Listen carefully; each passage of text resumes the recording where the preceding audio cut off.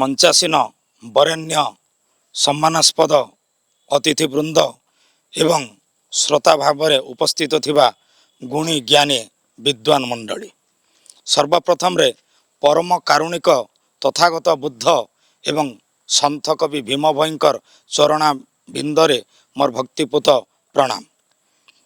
मोर पूर्वर श्रीयुक्त मानस सेठ खूब सुंदर भाव में निजर अभिमत प्रदान करिसंती जे वेद जो भाषा रे लेखा हैला ताहा संस्कृत बोली एबे मान्यता पाई आसीची, किंतु भाषा तत्वविद माने वेद को संस्कृत भाषा रे लेखा जाइथिबार मध्य स्वीकार करती नहीं। कारण वेद क्यों भाषा रे लेखा होइची सेटा काहाकू जणा नहीं, ए पर्यंत ता नाम मध्य नामकरण मध्य करा जाई पारि नहीं। संस्कृत पूर्वर जनसाधारण भाषा भाव में प्राकृत व्यवहृत होता संस्कृतर बहु पूर्वर एवं भाषा तत्वविद माने परवर्ती समय कहले प्रथम रे संस्कृत तापर पाली तापर प्राकृत तापर अपभ्रंश एवं ओडिया इत्यादि बाहरला बोल करी। तो वेदटा प्रथम रे कहा मुखर बाहरी ब्रह्मांकर ना दे दौरान किंतु तार प्रमाण एपर्यंत मिली नहीं। तो वेदर अन्य नाम थिला श्रुति, शुणी शुणी मन रखुथिले बोली प्रथम रे जे भी तार आरंभ करिथिबो लोकगीत जेमिति आरंभ होइछि जणे गुरु आरंभ करथिबे एवं से बोली थिबे अन्य माने शिष्य माने पालिया धरी थिबे। आमे जेमिति प्रार्थना करू पालिया धरी धरी सेटा पॉइंट हो जाए मने रही जाए, ए शुणी शुणी करी मने रखुथिले बोली तार ना हला श्रुति। परवर्ती काल रे तार लिखित रूप नहीं सेतेबेले वशिष्ठ विश्वामित्र अगस्ती भरद्वाज एमिति विभिन्न मुनि ऋषि मानक द्वारा ताहा धीरे धीरे संकलित अवस्था को आसीछि। वेदर भाषा कौन केजाणी किंतु वेदर भाषा को संस्कृत बोली कहीं नामकरण करिसंती विलियम जोन्स से जड़े भाषा तत्वविद से कहले आर्य माने जेतेबेले भारत वर्ष को आसिले यूरोप महादेशरू सेतेबेले तांकर गोटे भाषा प्रचलित थिला एवं भारत वर्ष रे गोटे भाषा प्रचलित थिला। से कौ भाषा के जानी से नामकरण करिसंती यूरोपीय भाषा एवं भारतीय भाषा, तेणु दुई भाषा मिसिकरी इंडो यूरोपियन लैंग्वेज फैमिली है भारत यूरोपीय भाषा परिवार है एवं ताहा दुई भाग रे विभक्त है गोटे हूँ सेंटम आ गोटे हूँ केंटम। सेंटम को ओडिया रे कहगला सतम आउ केंटम को ओडिया रे कहगला केंतुम बोली। तो सतम रु सृष्टि है आर्जियान आर्य भाषा बोली जहाँ को कह जाउछि से आर्जियान रु सृष्टि है वैदिक लैंग्वेज वैदिक भाषा। आर्य माने से वेद रचना कले बोली से वेद जो भाषा रे रचना करागला तार भाषा तो कहीं जानी नांती से भाषार नामकरण कले वैदिक बा वैदिक बोल करी। तापर संस्कृत नामकरण केमिति हैला पूर्वर कही जे जनसाधारण प्राचीन भाषा थिला प्राकृत सेही भाषा रे प्रथम रे वेद रचना हेइतिबो संकलित हेइतिबो ताकू जेतेबेले व्याकरणगत परिमार्जित रूप बा संस्कार अणागला तापर हेइछि ता ना संस्कृत। मूलरू वेदर भाषार ना संस्कृत नथिला माने जेमिति रजा घर आमर भांगी जाइछि ताकू जदि आमे रिपेयरिंग करिबा ताकू ओडिया रे कहा जाय जीर्ण संस्कार संस्कार करागला बोली से हला संस्कृत एवं संस्कृत रे ई प्रत्यय लागिले सेटा हुए संस्कृति। तो वेदर भाषा को संस्कार करी करी परिमार्जित व्याकरण रूप दिया गला परे ताकू कहगला संस्कृत। तेणु करी सेही समय रे देवनागरी लिपि नथिला, प्राचीन लिपि होची ब्राह्मी तापर पर खरष्टी लिपि इत्यादि रहिथिला। आउ गौतम बुद्ध जो समय रे तांकर धर्म प्रचार कले से चाहिथिले संस्कृतर बहुत प्राधान्य थिला सेही समय रे से संस्कृत रे भी करि पारि थांते जेहेतु से निज धर्म को प्रवर्तित बौद्ध धर्म को से लोकाभिमुखी करबा पई चाहुतिले तेणु लोकमानकर भाषा प्राकृत एवं ता लिपि को पाली आकार ग्रहण कले आउ त्रिपिटक ग्रंथ संकलित हैला पाली भाषा रे। जनसाधारण बुझिबा बड़ी सरल बोधगम्य भाषा को से व्यवहार करचंती जेहेतु मानव समाज रे कल्याण थिला धर्म संस्कार थिला तांकर मुख्य उद्देश्य। तापरे सेठ बाबू आउ गोटे कथा कहिचंती रामायण महाभारत र कथा कृष्णस्तु भगवान स्वयं एवं राम मर्यादा पुरुषोत्तम बोली आमे पूजा करूछु, किंतु रामायण रे जहा वर्णना होइछि ए दुई जन महामानव हुंतु कि महापुरुष हुंतु किंतु एमानंकर समाज कल्याण बोली जहाँ कह जाउची सेथिरे व्यक्तिगत स्वार्थ निहित थिला।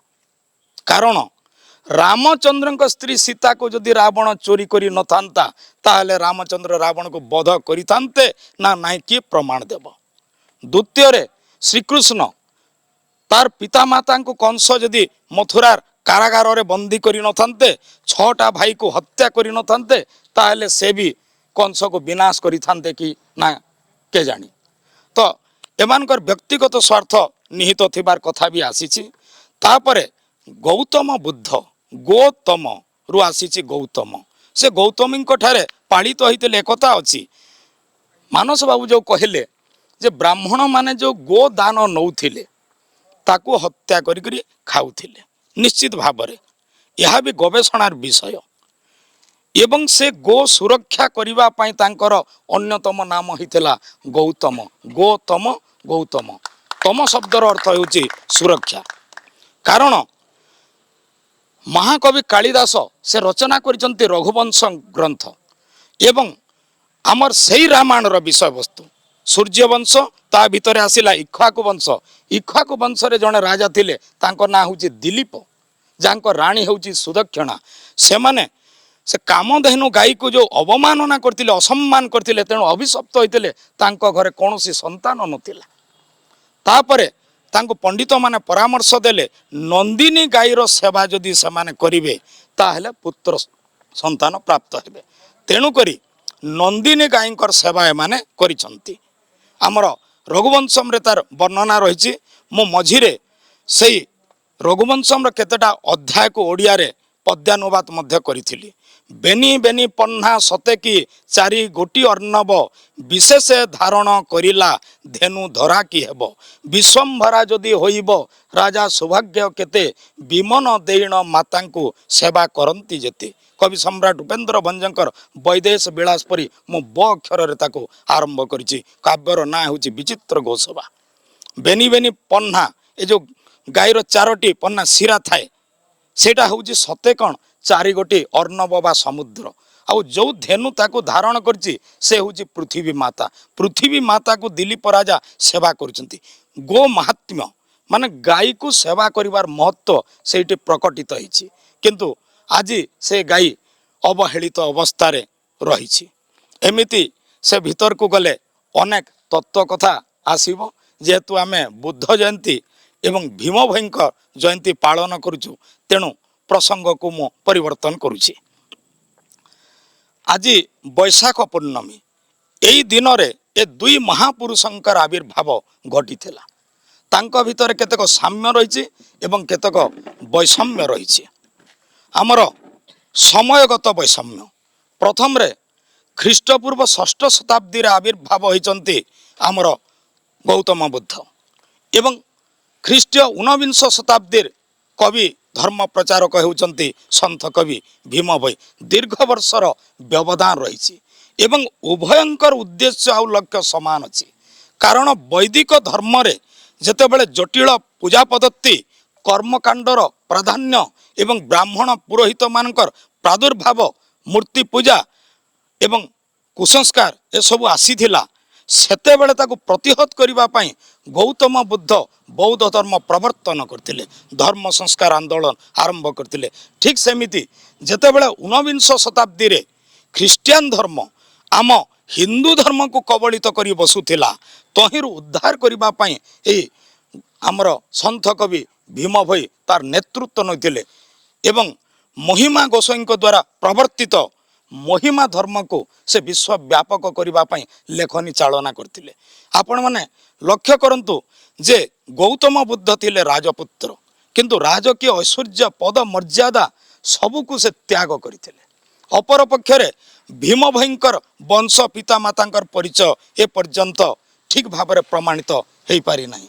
से अवहेलित अवस्था रे थाई एवं दलित निष्पेषित होई से राजा मानक प्रति विद्रोही हे उठिथिले। से राजकीय स्वार्थ ऐश्वर्य त्याग करथिले गौतम बुद्ध एपटे राजांक प्रति विद्रोही होइटिथिले भीम भई।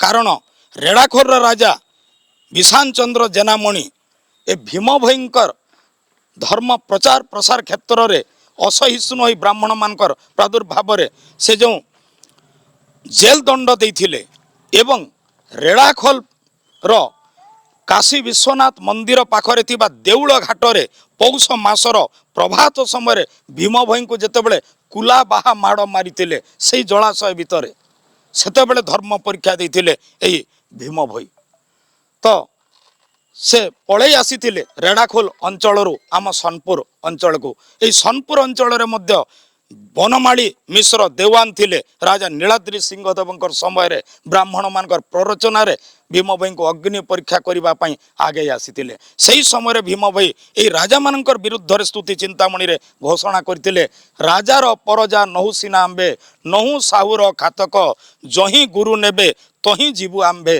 के अबा करू अटक गुरुबातर प्रचार करथिले से माने राजांकर कर्तृत्व को स्वीकार करि नथिले जने मानववादी कवि भक्त कवि थिले एइटी पुणी विचार करिबा गौतम बुद्ध से ब्रह्म एवं ईश्वरंकर उपासना संपर्क रे संपूर्ण नीरवता अवलंबन करथिले तार चर्चारु विच्युत थिले किंतु भीम भई थिले तार एक व्यतिक्रम भीम भई ही एई परम कारुणिक बुद्धं को निजर इष्ट देवता निराकार अलेख एवं गुरुदेव भाव में पदवंदना करछंती ये बुद्धंकर आदर्श अनुप्राणित होइचंती संत कवि भीम भई कारण से प्रबुद्ध स्वामीर ना उल्लेख करछंती से होचंती स्वयं गुरु से अलख निरंजन निराकार महाप्रभु प्रबुद्ध स्वामी एइठी पुणी गोटे विरोधाभास रही आपण 10 अवतार कथा जानिचंती वैष्णव धर्म रे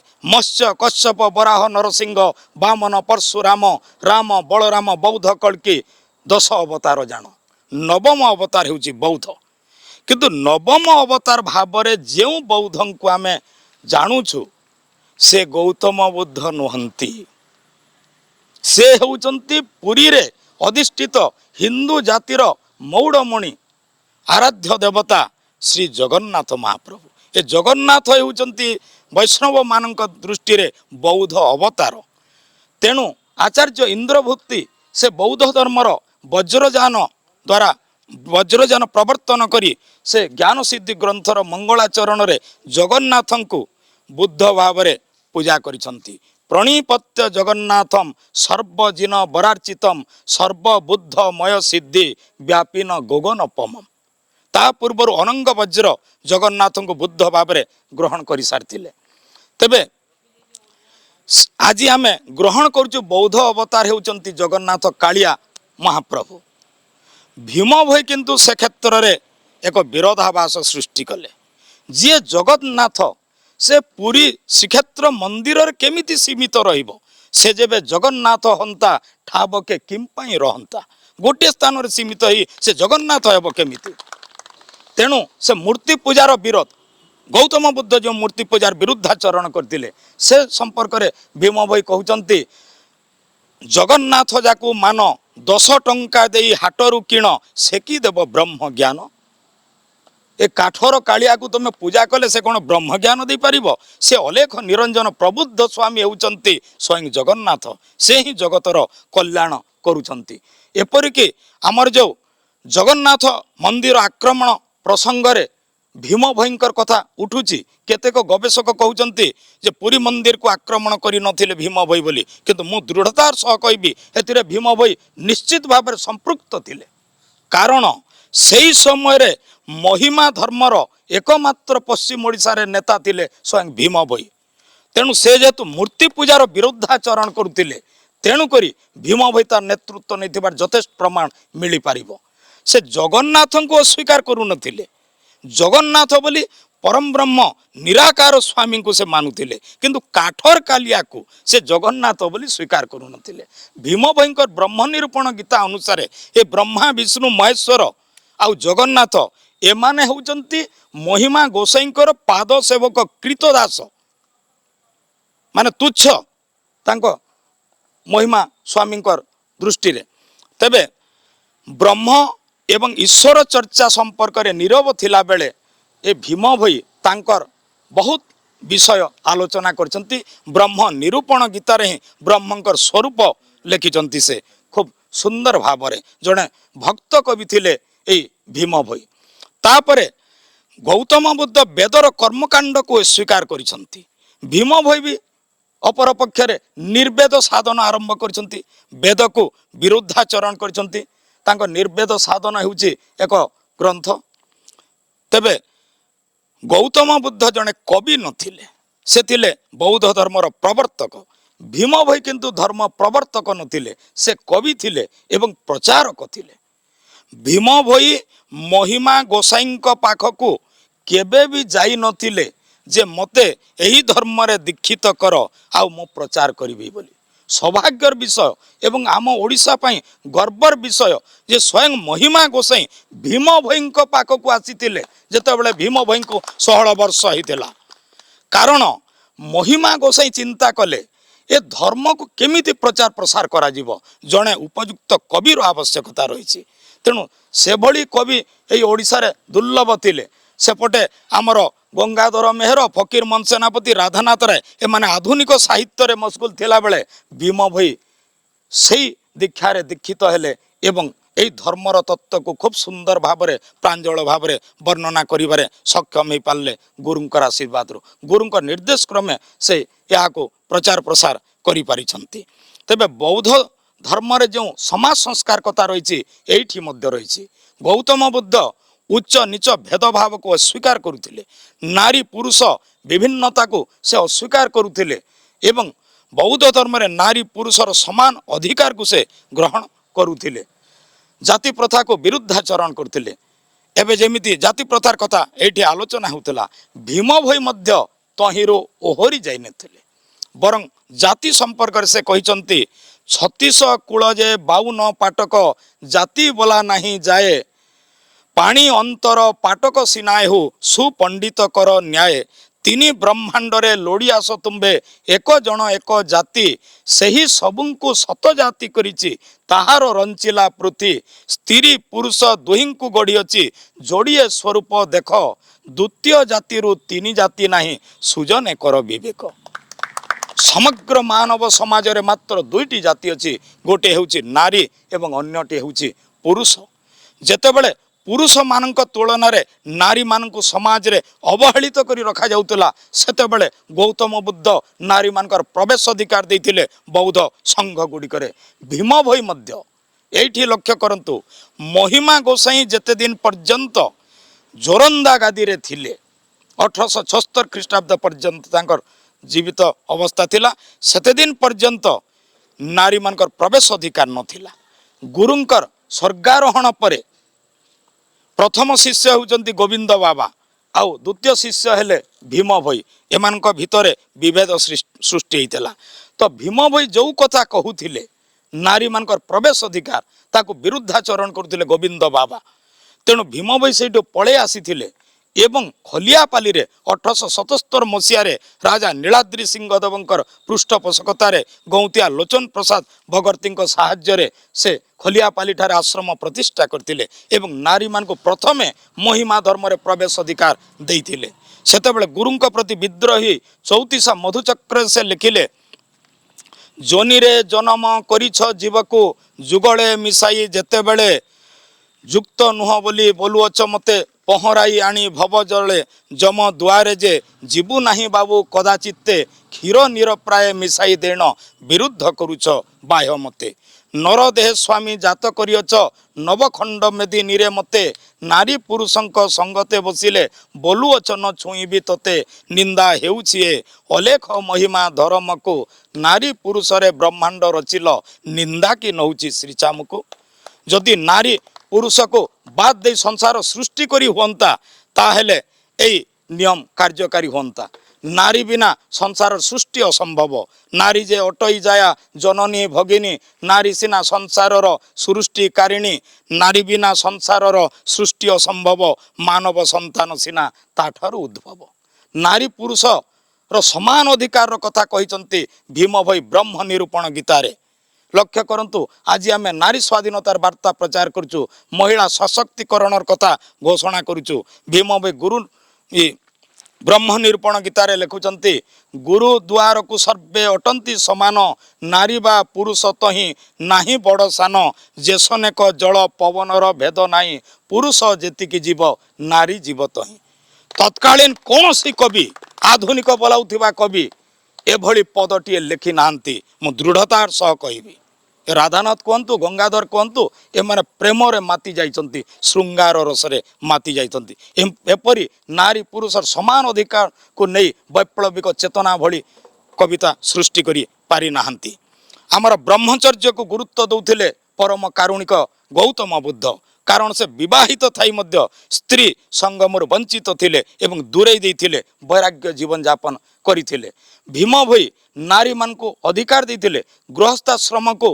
अधिकार देइथिले तार प्राधान्य देइथिले जेपरि कवि सम्राट उपेन्द्र भंज प्रेम सुधा निधि रे गाई आस्तिले जे नारी पुरुषंकर सुख संभोगर कथा दाम्पत्य जीवनर महत्व एवं पराकाष्ठा कथा कि बड़ हेबा नृपति कि बड़ इंद्र संपत्ति सबु सुख उत्पत्ति स्थान दंपत्ति सीता घेनी रघुपति पांडवे घेनी द्रुपति मानि न थिले विपत्ति हेला प्रापति नासई विरह तपति मार सरकु से बाला वज्र गुपति तेबे भीम भयंकर ब्रह्मचर्य टिके अलगा थिला से कहूतिले सांसारिक जीवन यापन कर पुत्र कन्या उत्पादन कर किंतु ऋतु मतरे स्त्री संग कर यही शिक्षा देथिले पुरुष मान को कहिथिले परद्रव्य पर नारी को देखिले नबलाइब प्रवृत्ति एक पद ब्रह्म गुरु सेवा कले बलाइब ज्योति सती पुरुष मान को बइलु हे आंबे घर द्वार करी थाओ ऋतु मत धरी स्त्री संग करी ब्रह्म ज्ञान मंत्र दियो केवल ऋतु काल रे ही नारी पुरुषर मिलन उचित अन्य समय रे मातृतुल्य ज्ञान करिबा उचित स्त्री को तापरे हमर नारी मान क्षेत्र रे मध्य समाज संस्कार कथा कहूतिले पुरुष मान को एक पत्नी व्रत पालन दीक्षा देइथिले एवं नारी मान को कहूतिले पतिव्रता हेबार कथा सेठी से उच्चारण करुछंती स्तुति चिंतामणि रे महिमा भजिले असती नहिब पर को न देव देह पति छाड़ी आन पुरुष लोडिले एकथा बड़ अन्याय जो युवतीर बेनीपति हुए चाहि न जोगाए मुख से स्त्री हस्ते जेबे जल भक्षिब घटे चंद्र राहु दुख एभली समाज संस्कार नारी पुरुष गृहस्थाश्रमर महत्व अन्य कौनसी कविंकर लेखनी रे तत्कालीन समाज रे दुर्लभ एवं यह हूँ भीम भयंकर वैप्लविक चेतनायुक्त पदावली केवल एतिके नुहे सेई भीम भई नारी पुरुष मान को समान अधिकार देई आसीचंती गौतम बुद्धंकर आउ केतेक आदर्श रे मध्य से अनुप्राणित होइचंती अहिंसार कथा परम कारुणिक गौतम बुद्ध अहिंसार कथा जीवे दयार कथा कहिचंती भीम भयंकर स्तुति चिंतामणि रे मध्य सेईटा उतुरी आसीची एक खंड हाड़ बुंदाए रुधिर फुटे मांस जाणई तेणु करी सिना प्राणीक विकल सही न पारिबी मुई जी अन्यर दुख विकल को सही पारु नाही से केमिति हिंसा आचरण करिवो महाभारतर कथा कहउचंती एका खड़गरे 10-5 मुंड छिंडई भारत युद्धे आरेक अंग को पादे प्रहारिले ए अंग को मोर बाधे माने से विश्वरूप धारण करचंती भीम भई निज भितरे ए मैजिक भलिया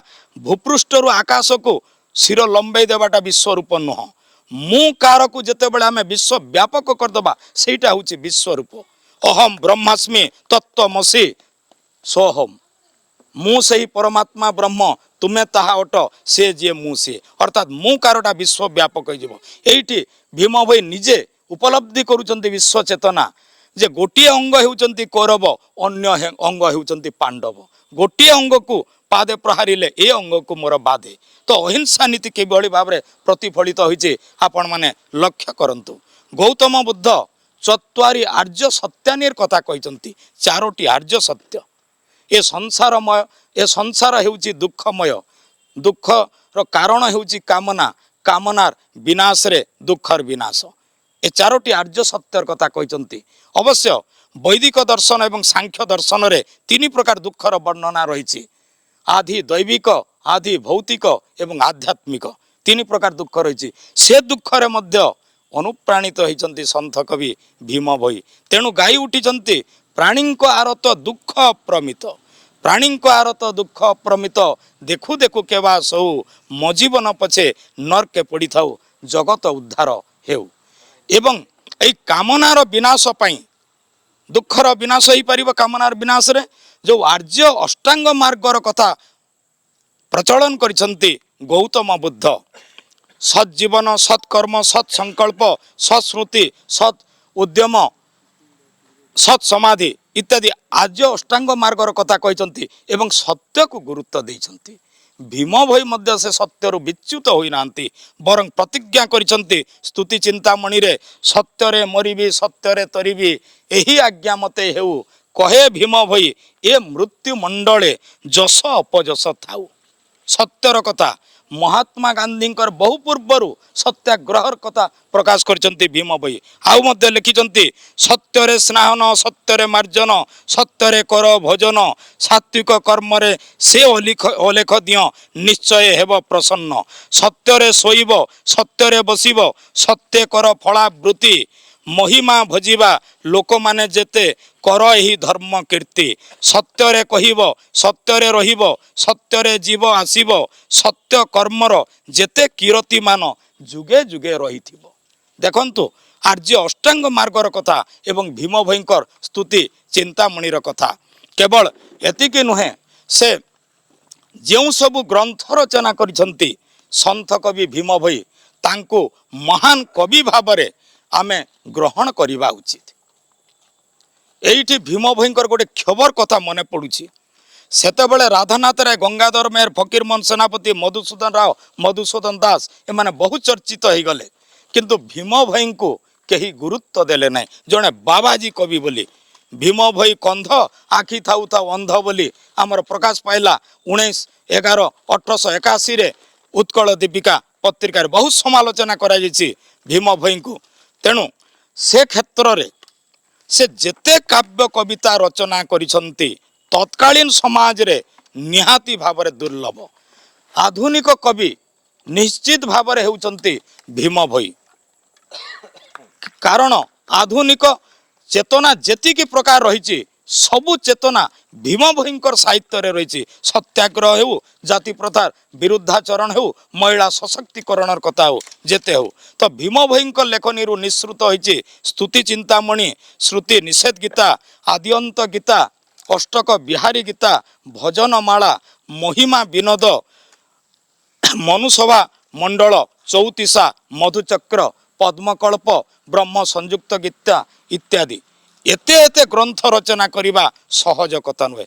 ଚଉତିସାର କଥା ଆମେ କହୁଛୁ, କ ଠାରୁ କ୍ଷ ପର୍ଯ୍ୟନ୍ତ 34ଟି ବ୍ୟଞ୍ଜନ ବର୍ଣ୍ଣକୁ ଆଦ୍ୟରେ ରଖି ଚଉତିସା ରଚନା କରାଯାଏ। ଏ ପରମ୍ପରା ଓଡ଼ିଆ ସାହିତ୍ୟରେ ଥିଲା, କିନ୍ତୁ ଭୀମ ଭୋଇ ଚଉତିସା ମଧୁଚକ୍ରରେ ଏପରି ସଂଖ୍ୟାତୀତ ଚଉତିସା ସେ ରଚନା କରିଛନ୍ତି ଯାହା ଅନ୍ୟ କବି ଲେଖିପାରି ନାହାନ୍ତି ତାର ଜୀବିତାବସ୍ଥାରେ। ଓଲଟ ଚଉତିସା କରୁ କ୍ଷ ଲେଖନ୍ତି, କ୍ଷରୁ କ ପର୍ଯ୍ୟନ୍ତ ଲେଖିଛନ୍ତି। ଚଉତିସା କ୍ଷେତ୍ରରେ କୌଣସି କବି ଭୀମ ଭୋଇଙ୍କୁ ବଳିଯିବେ ନାହିଁ। ଦ୍ୱିତୀୟରେ ମହିମା ବିନୋଦ, ବର୍ତ୍ତମାନ ସୁଦ୍ଧା ପବିତ୍ର ମୋହନ ନାୟକ ସେ ଗ୍ରନ୍ଥାବଳୀ କରିଛନ୍ତି। ତିନୋଟି ଭାଗ ମହିମା ବିନୋଦର ପ୍ରକାଶ ପାଇଛି, ଆଉ ଗୋଟିଏ ଭାଗ ଅପ୍ରକାଶିତ ଅବସ୍ଥାରେ ରହିଛି।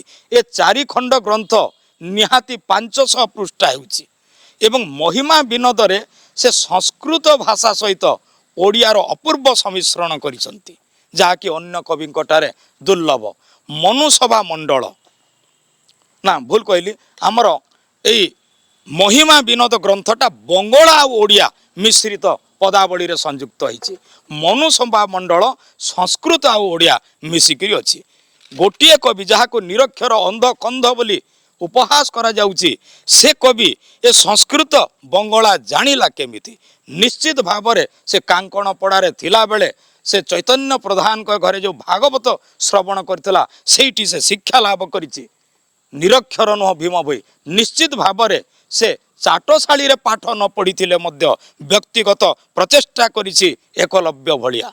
କାରଣ ଏକଲବ୍ୟ ଯେମିତି ଆଦିବାସୀ ଶବର ଯୁବକ ହୋଇଥିବାରୁ ଧନୁର୍ବିଦ୍ୟା ଶିକ୍ଷାରୁ ବଞ୍ଚିତ ଥିଲା, ସେଭଳି शिक्षा ग्रहण करने ता पाखे संभव नथिला व्यक्तिगत चेष्टा एवं उद्यम भीम भई आम भारतीय वेद वेदांतर पुराण शास्त्र सबकि से पठन करिछि तेणु एते सुंदर काव्य कविता रचना करि पारिला।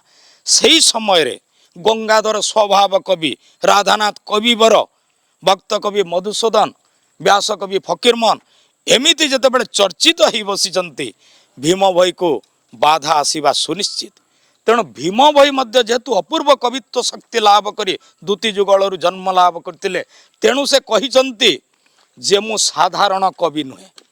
एइठी भीम भईंकर दुस्साहसिक पदक्षेप कथा आपण देखंतु कवि सम्राट उपेन्द्र भंज लिखिथिले आज देखिली रे नवीन बयसी बाला शेषरे लिखिचंती कोटि कोटि शिव सेवा करिथिबो जेथिबो गंगारे ध्याई कहे उपेन्द्र कवि कुलचंद्र ता संग लभिब सेही कहे उपेन्द्र कवि कुलचंद्र सेपटे डिनिम पिटुचंती बलदेव रथ कवि सूर्य उपाधि पाई किंतु सूर्य ठारू क्षुद्र हेले भी उपग्रह बोली कहूँ चंद्र को कवि निजे ही उपाधि दे क्षोभार वशत कहे उपेन्द्र कवि कुलचंद्र भीम भई मध्य तांकर पदांक अनुसरण करचंती भंज साहित्य भल भाव पढ़ी भीम भई तेणु भीम भई कहले कहे भीम कंध कवि कुल चांद स्तुति चिंतामणि देखंतु कहे भीम कंध कवि कुल चांद मु हूँ कवि कुलर चंद्र बोली से कहते उपेन्द्र भंजंक परी भंजंकर आदर्श अनुप्राणित थिले